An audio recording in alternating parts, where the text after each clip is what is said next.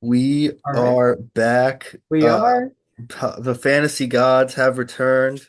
but this After time to pod save the rivalry. yes, Pod Save the Rivalry. We're bringing them back. And we've returned just in time for the sickos that are starting getting the itch. We're getting the itch right now. Some people don't get the itch towards like mid-August, late August. We have the itch year round here, so we are looking. We're going to preview each team from just a scheme or just football perspective, then a fantasy perspective, betting perspective. We're going to break down the AFC East. So Ronit, you took the Jets. No, I took the Jets. I took the Dolphins and the Patriots. Yeah, so and I took the other two teams, but you know, this is a division with a lot of a lot of change in this division. Yeah. Really starting with the team that we're going to start on first, which is the New England Patriots. Yeah. I Yeah, the mean, we're big gonna go we're gonna yeah. go reverse order of the standing here. So we'll start with the Patriots, then we'll go what, Jets for a second, right? Yeah, the Jets were third. Yeah, they Yeah, yeah. finished 7-10.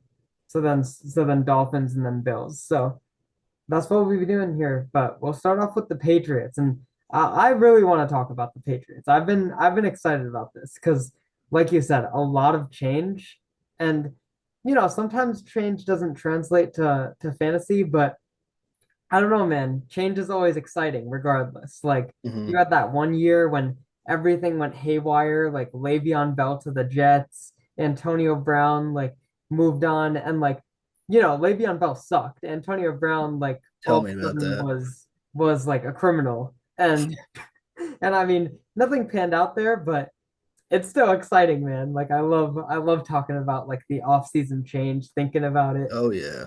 Ooh, it's fun. It's fun. And Patriots are one of the teams I've been thinking about a lot because whole revamped receiving core. Ezekiel Elliott is gone.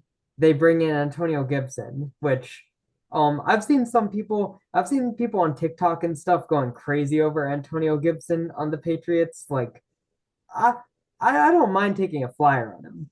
I don't I don't necessarily see like the hype. Like he still has like a fumbling problem. I think I see him more as like a detractor from Ramondre Stevenson than I do as like Yeah, I see what standalone you're saying. value. Yeah. So that's not one of my main people that I want to talk about. But Yeah.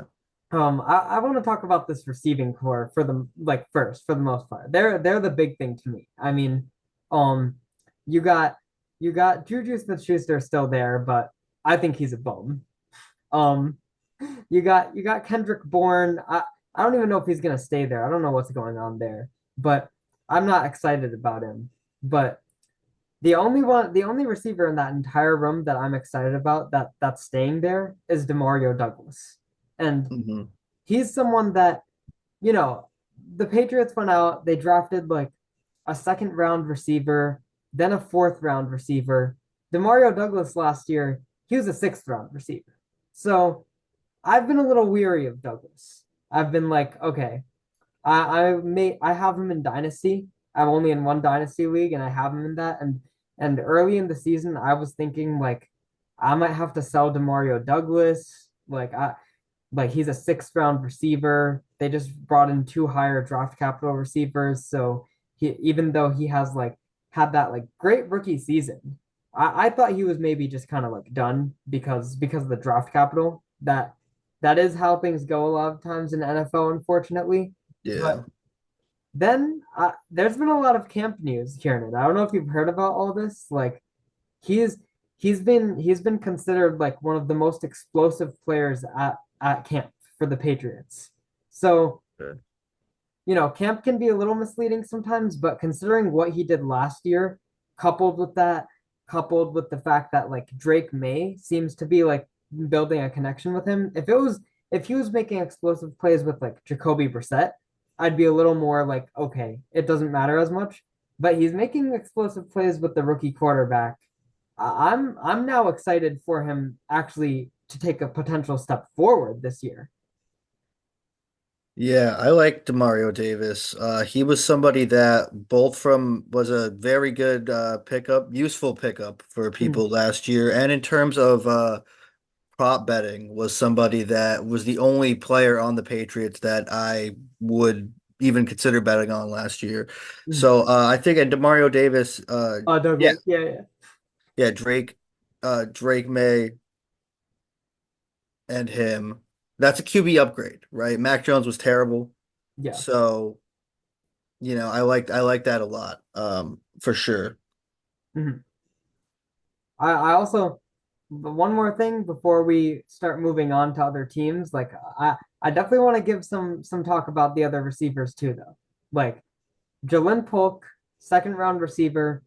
He's known for his route running. He seems like a very polished receiver. He could he could play a similar role to Demario Douglas. So I'm not sold on Demario Douglas. Like I like him. I like him because he goes late. Like all three of these receivers go really late in drafts, which is why I like them all actually. And I'm gonna get to that in a second. But Jalen Polk going in the second round. Um, I like him. I like him because he seems like he can do a lot of that underneath stuff. He could potentially be that PPR security blanket for Drake May. Of course, Demario Douglas also might be that. So it'll be interesting to see how that plays out. But given that they're both going so late in drafts, I don't know what their ADP is, but I think they're well into like I think they're both past 150. Yeah. If I remember correctly. So Uh, yeah, I'm just gonna say Polk is in terms of rookies, he is the wide receiver 12 and overall 21 going in yeah. this. So this is for dynasty Mhm. rookie mock drafts. That's where he's going. So, in terms of a dynasty draft, do you like him at that value there? Hmm.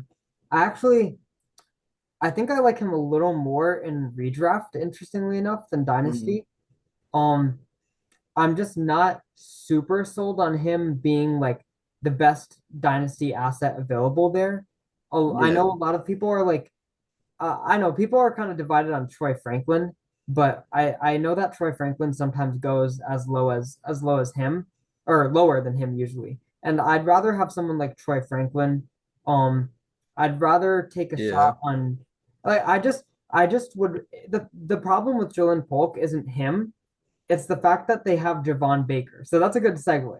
They drafted Javon Baker in the fourth round, and Baker seems like he could be playing that real alpha like X receiver role. And so even he like a lot of people thought that him in the fourth round was like really good value for the Patriots. And when you look at players like that, he was fourth round draft capital, but he easily could end up being like second or third round talent. And so um I just I just don't like Jalen Polk just because usually in Dynasty, just because usually you can wait a whole round later or so and get Baker instead. And I'd rather get Baker around later than Jalen Polk around earlier. So that's honestly the only reason I don't want Jalen Polk that badly. yeah, that makes sense. Mhm.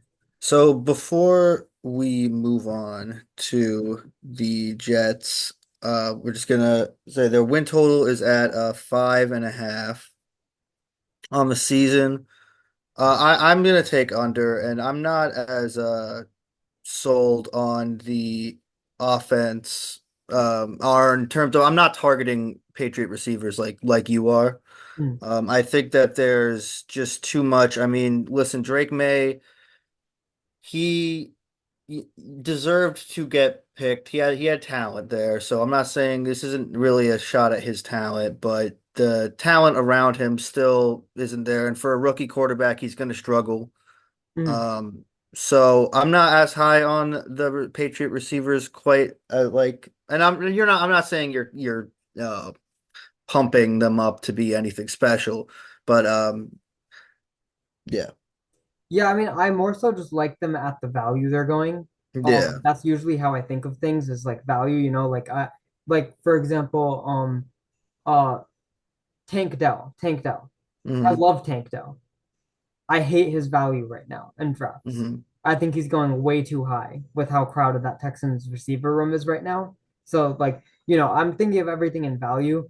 I just think that the Patriots receivers are much better bets to make like as late as they're going, compared to a lot of the other receivers I see going in that area. Like I've finally gotten into underdog fantasy and I've been Mhm. doing some like best ball bets, and Javon Baker literally goes in like the last like two picks of the drafts every time. And I kid you not, he's the only player that I've done like five drafts so far.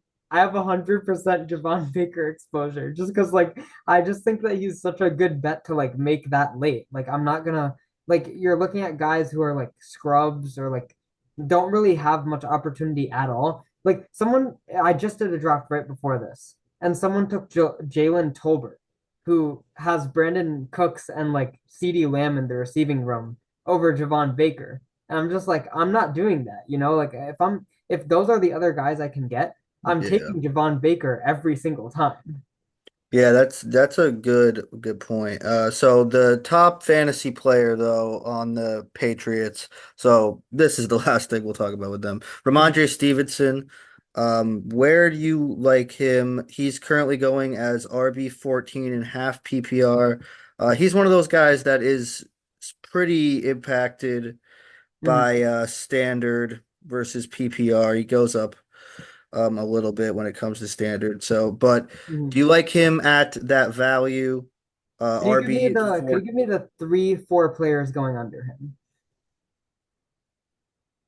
Like 15, Yeah, I 16. just so it's Aaron Jones is ahead of him, right ahead of him, and then DeAndre Swift. I'd rather have DeAndre Swift on that Bears offense. Um, I think that's pretty enticing.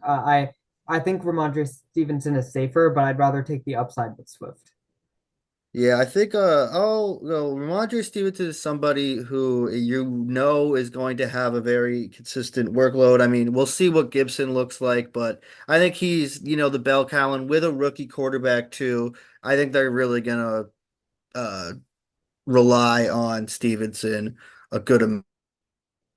So I think that's a pretty good value for him. I mean, I don't think it's a steal, but like I would definitely take him like Zamir White.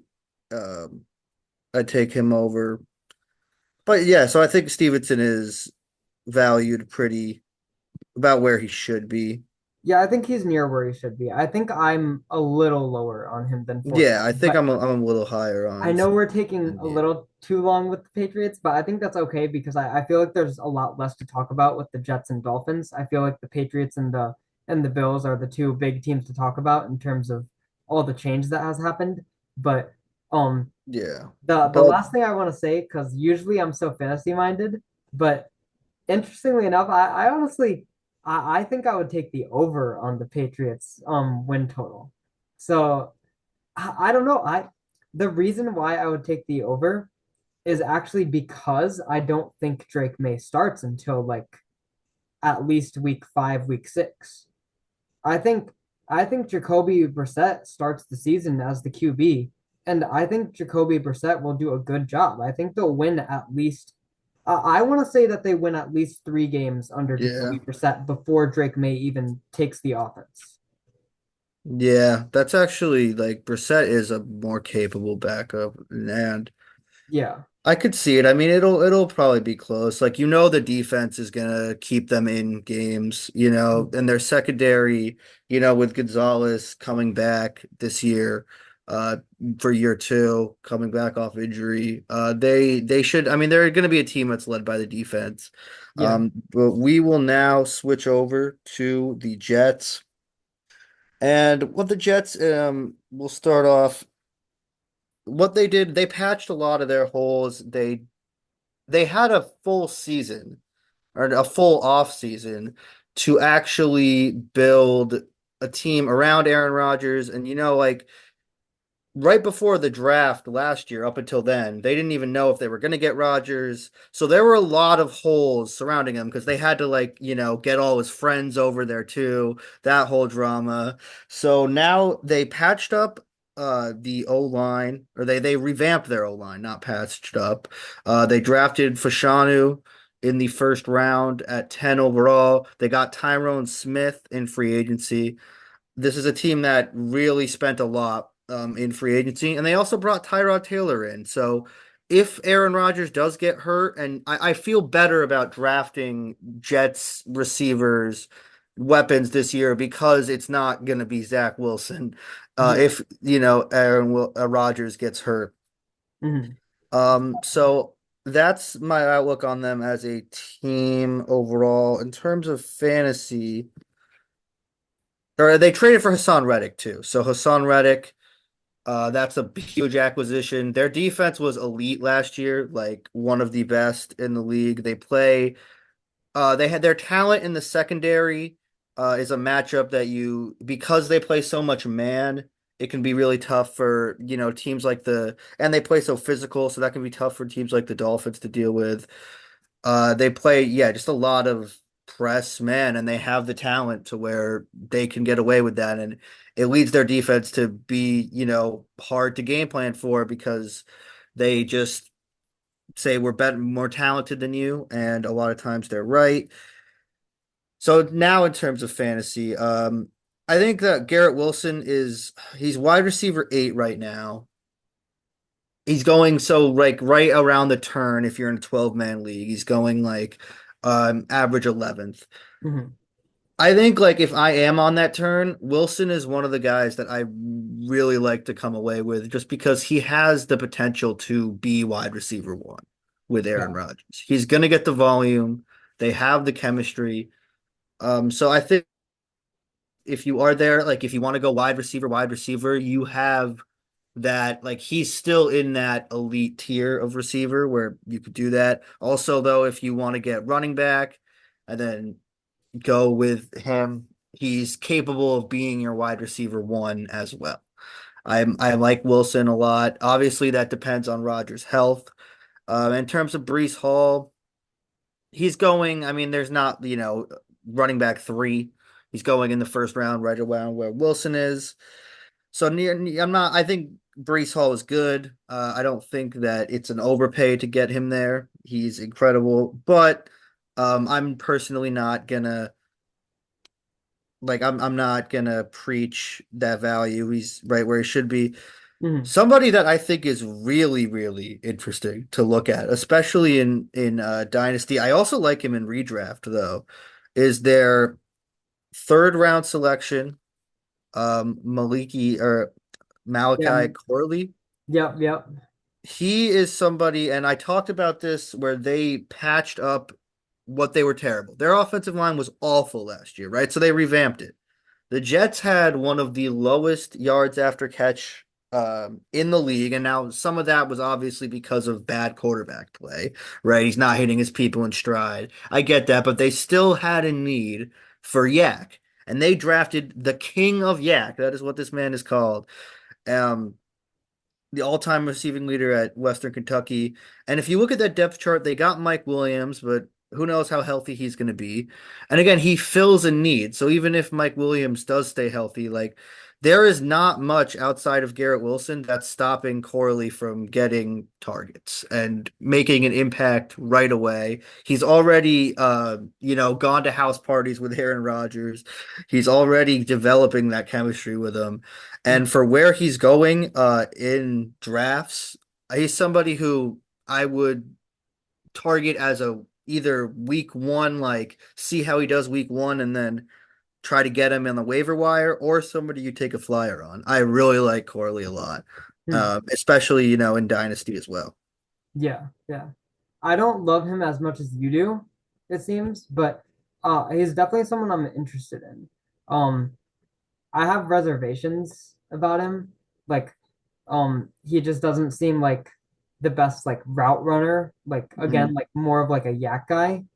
Um, which I don't necessarily mind. I just I just have reservations about how well that will translate to the NFL and also like in fantasy too when especially if you're talking about a PPR league. Like I don't do any non-PPR leagues anymore. Half PPR is interesting. I've never done them before, but I know Underdog is half PPR, so he's definitely interesting in half PPR. I would actually love him in non-PPR though. If I wasn't on any non-PPR leagues, I'd look at him and be like, damn, this guy could be like really good at non PPR, just like some big plays, some big like run after catch yardage. Like I could totally see that happening. Um, Even in PPR though, I don't mind him necessarily. Especially because he's yak based, so he might get like some easy screen passes, like things like that. But I just don't I just don't know if I necessarily see him succeeding on like a week to week basis in fantasy. Like I feel like he might be an inconsistent receiver week to week, like more so than the average. I mean, obviously all receivers are pretty inconsistent, except for like the top. But I could see him being like more volatile than the usual receiver. I don't know if you agree with that or not. Yeah, I could see him being volatile. I think he's somebody to keep an eye on too. If he, on the waiver wire, if there's a matchup that, like a matchup flyer type guy, I think he's Mhm. going to be fantasy relevant. And I think Okay. the where he's going now, I think is, and just based on too, when you see a team address a need like that, like when they're near the bottom of the league at something, they draft a prospect. Like what I like about, to see in rookies is, does this team, have a game plan for them, and they have a role for Corley. So that's why I think I'm higher on him than most people. I think that's my reasoning for that. Mhm. That's Yeah, I valid. mean Rodgers, like you look at QB, I wouldn't take him because of the injury risk. Mhm. The defense is still gonna be really good. Let me see what their win total is. Totals NFL 24. I think it's around 8 or 9. If it's eight, I'd take the over 100%.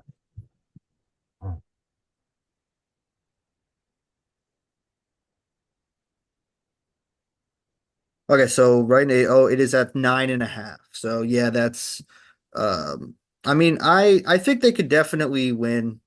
I'm gonna say, I mean, if Roger stays healthy, the team addressed a lot of, like, when the bottom fell out, they learned from it.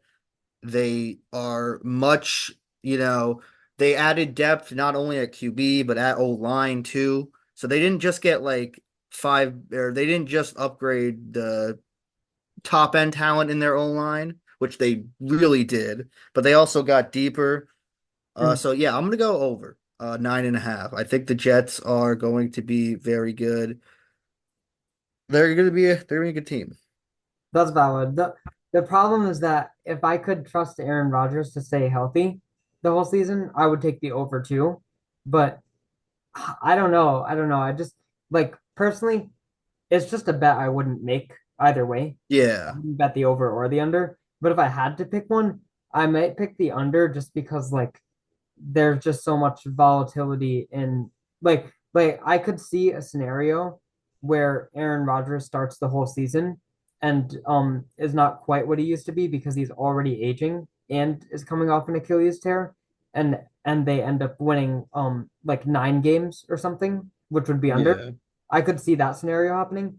And even if and if he does get hurt, then I feel like it's hard for me to see them winning 10 games if he gets hurt early or something. So I don't know. I feel like I'd take the under if I had to pick one.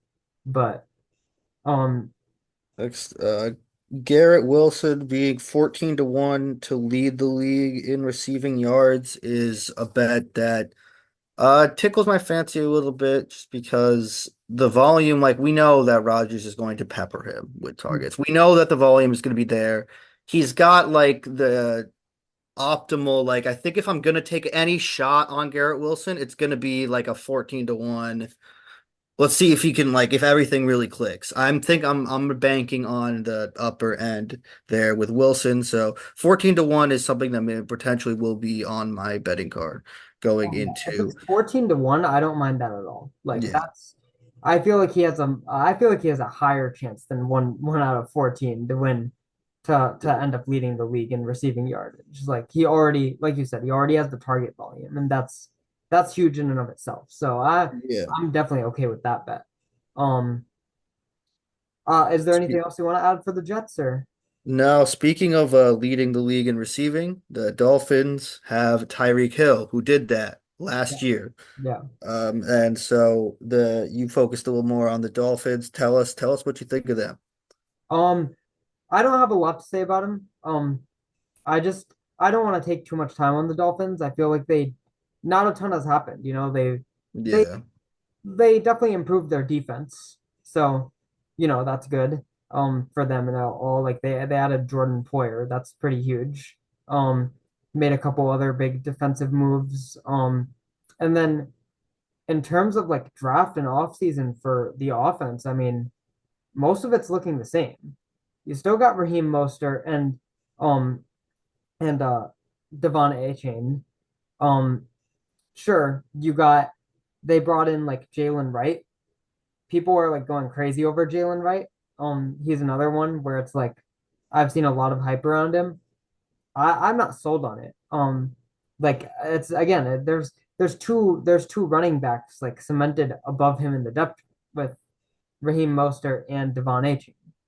Granted, I was thinking about it earlier today, and suddenly I went from like, oh, he's so overvalued to like, you know what? Maybe he's valued appropriately. I kind of flipped on that today.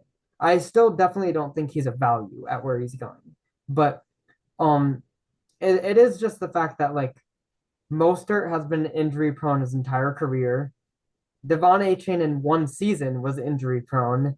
So it's like there's definitely a there's a route. path. There's a path. Yeah. There's a path for sure, and it's not even a path that's like that hard to envision. So, and like any running back who's starting on that offense has a really high chance of just like killing it with the way that scheme and offense is set up. So, I kind of went back on that today. I did one underdog draft today for the first time like all week, and I actually ended up taking Jalen Wright. Interestingly enough, even though I haven't been very keen on him earlier in the offseason. But that's one guy I wanted to talk about a little bit right there. But again, definitely not someone I'm like jumping to get. Like there's a lot of people who are on this hype train. Like I would caution against that. But that's one guy. I mean, in terms of Tyreek Hill with the receiving yardage, um, man, I probably wouldn't bet on him to win receiving yardage total this year. I don't know what the odds are, but I'm assuming that the payout is not like that high considering he literally just won it. Yeah. You have that offer. So he's the favorite. It's stat leaders. Okay. Mhm. Receiving yards. Yeah, so he's 6-1. But 6 to 1? Okay. That's not terrible. I thought it was yeah, I like mean I 3 to 1 or I think something. yeah, he's the favorite. His just his like receiving prop. I did want to the bets I'm interested in are actually some unders. The yardage lines are out, Mhm. and they've got Devon A. Chain at 750 and a half yards, and they've got Mostert at 700. I feel like those are some unders that I'm potentially looking at just because of them as a committee, and also the fact that the Dolphins run through the air so much with like how much they and that's something I want to talk about. Just the Dolphins scheme wise, they motion more than any team in the Yeah. league. And what but their weakness is like, and they confuse a lot of teams with that because they do motion, not only that, but motion like during the snap. So, like a lot of teams, you'll see the guy go in motion and then he'll go to the other side of the field and then they'll snap it. The Dolphins will snap the ball right as like somebody is running behind another man. Defenses are talking with each other. They get confused. So that's something that and expect to see that, right? That's a unique thing that Miami does.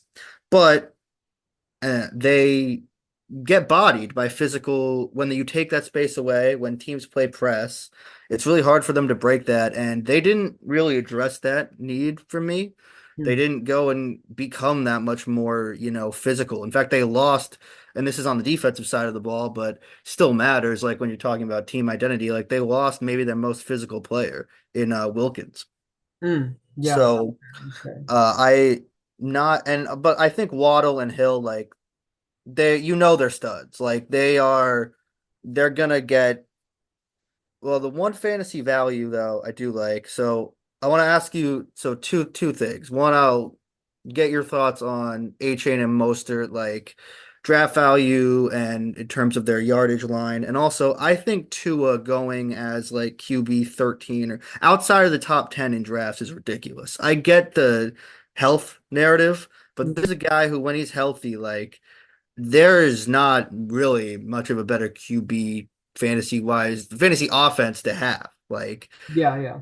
I Um, think that if I can go and get Tua as a late round quarterback, I'm going to do that every single time. And I don't mind it. I also do just like I like a lot of the quarterbacks this year, man. Like, yeah, um, I'm okay picking Caleb Williams over Tua with the offense that Caleb has. Are you? I wouldn't do that. No? Hmm. No, I just think with like, I mean, Caleb has a good offense, and he could hit the ground running. But I think Tua's really proven that he can, especially for fantasy, put up elite numbers. So Yeah, I mean that's fair. That's fair, but it's still just like Caleb doesn't have the no the health concerns going into the league at it's the very true. least, That's and true. he also like I just think that it's going to be harder to like shut down the Bears receiving core of like DJ Moore, Keenan Allen in the slot, and well, if Keenan plays in the slot, I feel like that would be the smartest thing for them. But if Keenan's in the slot and they have DJ Moore and Roma Dunze as perimeter receivers, like that's just like that's not something you can beat with press coverage like you were talking about. Like Yeah. I just don't know how that receiving core is going to be stopped in theory. So I'm okay taking Caleb Williams over Tua personally. We do definitely have to move on to the Bills. We only have like 6 minutes left in this Zoom meeting. Yeah, yeah. But real Okay, quick, so yeah, so couple just of funny. I'm taking the under on the Dolphins win total, but I'm still very in on, Tua, Hill, and Waddle. Okay, Yeah, studs. yeah, for me, I'm still in on Hill, obviously in fantasy. You can't not be. And like Yeah, I'm very in on Waddle. yeah. Waddle, I'm very in on his value has dipped because of his like down seasons like the past 2 years, especially last year. But he really wasn't that bad. And He hit like 1,000 yards. yeah, like Tyreek Hill is only getting older. Jalen Waddle is like still prime age. Like I'm okay taking a shot at Hill in this value anytime, and like especially in best ball. And Yeah. last thing, really quickly, I like Jonnu Smith as a super late like tight end flyer. He's the Mm, one person in that offense who could address like the press coverage concerns and stuff when Tyreek Hill and Jalen Waddle are maybe getting shut down a bit. So mm. yeah, All that's it right, for so me for the this. Bills. It's a new era in Buffalo too. I mean, this feels like kind of the second phase of the Josh Allen era. This is where like they lost five of their eight captains. Stefan Diggs is gone, right? And I think from a team building perspective, they're really trying to saw what the Chiefs did, right, with Tyreek Hill. And this is a similar. They gave their quarterback that bag, and now it's going to be on him to make a lot of that offense go, and not with Stefan Diggs there anymore. Yeah, yeah. Mm, From a fantasy perspective, though, it's I you look at what they did at the end of last year when they started running the ball a lot more. Mhm. Brady came on. I see that similar play calling, especially when they get into areas like first and second down, when they're driving down the field. That was the biggest difference between Dorsey and Brady. Play calling, uh, Joe Brady in between like the way more on early downs, so that helped Cook, and it helped the just the Bills in general. So I see their running game as finally a lot more fantasy relevant this year, for a 100. full season. Dude, I can't stop drafting James Cook in best ball. Yeah. He's going like the like fourth, fifth round. Yeah, like fifth round usually. Like him and Joe Mixon, I cannot stop drafting. They go right Mhm. around each other and they go so much later and they literally have like RB1 upside. Like and especially in best ball, when you look at like the big games James Cook can have like Yeah. any given week, like I cannot stop drafting him. I have 75% exposure to him in my leagues. And you know me. You know I usually hate This guy playing. is big, diversified, does not like to take teams in multiple leagues. That's Yeah. actually a big fact. Yeah. Yeah. Where'd you say he was going? At least on underdog. Everything is pretty different app to app, but underdog, he's been going like 55, I feel like on or maybe 45 or something on like the best ball drafts. Like I'd have to see. Um, Yeah. Yeah, that is way too low. yeah, like that's crazy low if that's actually the case. Yeah, and they're going, yeah, so they're RB. Yeah, so Mixon and Cook are RB 13 and 14. I like James Cook there. I mean, Yeah, like I said, with the play calling is going to be there, and there's going to be a lot more reliance. I mean, Cook is now like, if you were here, last year, then you're a vet on this Bill squad. Like they lost a lot of people. that's a good I point. think they're gonna Wait, be in like a speaking of they're a that, better team than yeah. like a lot of people are presenting. I still think they should be the favorite, but it's a lot of it's on Josh now. In terms of what other fantasy weapons are you looking at for the Bills? That's what I was gonna say, bro. Like speaking of veterans, bro, like I like Khalil Shakir. What do you think of Shakir? I like him as that flyer. Like I think he could potentially lead that offense in receiving. Yeah, he's a guy who I remember he turned it on at the end of last year.